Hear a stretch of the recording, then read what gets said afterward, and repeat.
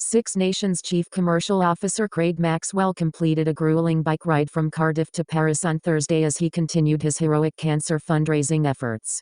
Maxwell was joined by more than 30 friends for the journey, which started at Cardiff's Principality Stadium on Monday and culminated at the Eiffel Tower in the French capital. The 41-year-old was diagnosed with terminal epidermal growth factor receptor (EGFR) lung cancer in September last year. Since then, he has taken on a series of remarkable fitness challenges. The Cardiff to Paris ride followed his completion of a Cardiff to Tenby ride and running the London Marathon. His charity efforts have now raised close to £350,000 for the Quick DNA project, which aims to shorten the length of time patients in Wales are diagnosed with cancer thanks to the use of liquid biopsies.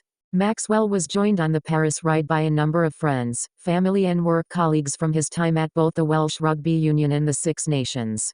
"I'm feeling very emotional at the moment," said Maxwell. "So many of my friends have rallied around and joined me on this ride.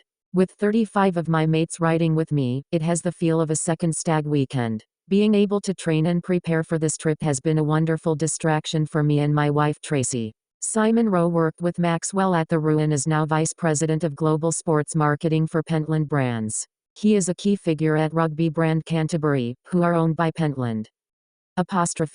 Completing this ride was physically and mentally challenging, but it also was a great example of how the rugby community can come together in support of one of our own, Rowe said.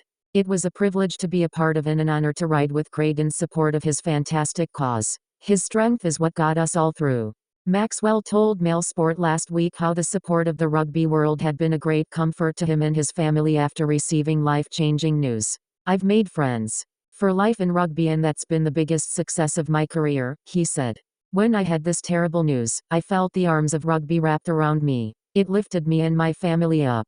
Every single union, partner, broadcaster and sponsor has been amazing. I've been overwhelmed with the support I've had. That's paled my professional achievements into insignificance. It's about the friends I've made and the relationships I've built. That's what I'll take away from rugby. It's been overwhelming. People talk about rugby values and some say they're under threat, but as a person who has needed help from the game, I can tell you the sport has been amazing in supporting me and my family. I know the rugby family will be there to look after mine when I'm gone too. It's amazing what rugby can do. When the chips are down, people come forward."